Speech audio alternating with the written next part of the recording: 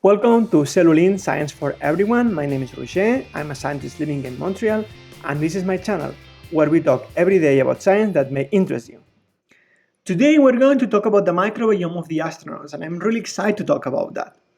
It's important to keep in mind that since the start of the space travels, the health of the astronauts has been one of the main interests of the scientists.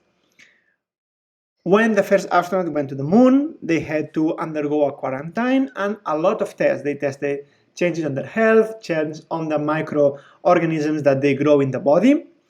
And this has been going on for decades. In parallel, the microbiome has been on the focus of the human health for the last 10 years. We've seen that the microbiome and its composition is really important to have a good health and a good quality of life. So one of the things that arises is that how is the microbiome going to change when astronauts spend really long time on the space, and especially what's going to be the impact on the microbiome when astronauts go to Mars, for example. So today I want to talk about the changes in the microbiome on the astronauts, and I'm going to talk about also the composition of the microorganisms that we can find on the International Space Station. The first paper that I'm going to talk about a little bit is a science that was published recently. They compare the health of a twin that goes to the International Space Station and the other twin stays on Earth, and then they compare how the length of the telomeres, the blood pressure, blood counts, microbiome. This is a paper that in fact has its own documentary on Netflix, so I'm not going really to talk about it. And then the second paper I'm going to talk about is the scientific reports, in which what they study is the composition of the microbiome of astronauts that spend more than 6 months in the International Space Station. They study the microbiome of the skin, the nose cavity and oral cavity, and also the gastrointestinal tract microbiome. And what they see is two things. First, there is a change in the microbiome composition through the time that they are in the International Space Station. They cannot conclude that this change is good or bad. They just see that there is a change. And the second thing is that they see that when time passes, the microbiome of the astronauts that initially was different, it gets more similar.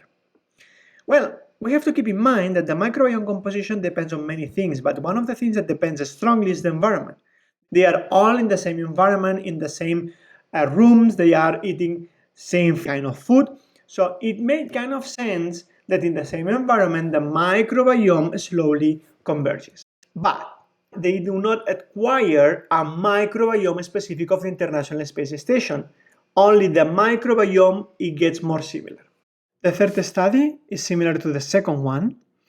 They analyze the microbiome of astronauts that they have been living together in the International Space Station, and the conclusion that they get is a little bit different than the second paper. What they see is that the individual astronauts suffer changes in the microbiome through the duration of the time on the International Space Station, but they don't see a convergence on the microbiome on the different astronauts.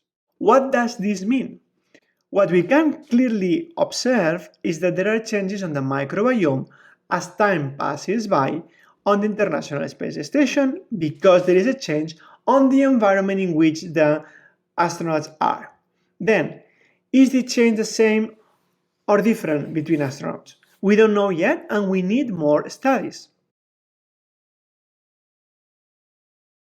Well, until now we have talked about the microorganisms that the astronauts bring to the International Space Station.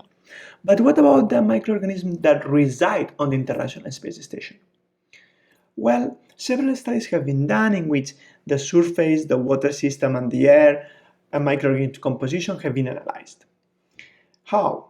They have been analyzed by microbiologic techniques like culturing whatever grows in a surface or on the air or in the water, or also by sequencing of the DNA of these organisms in order to identify which kind of organism we are dealing with. And which are the conclusions of these studies? Well, the first conclusion is that the International Space Station microbiome differs from the microbiome of the rooms in which these parts were assembled on Earth.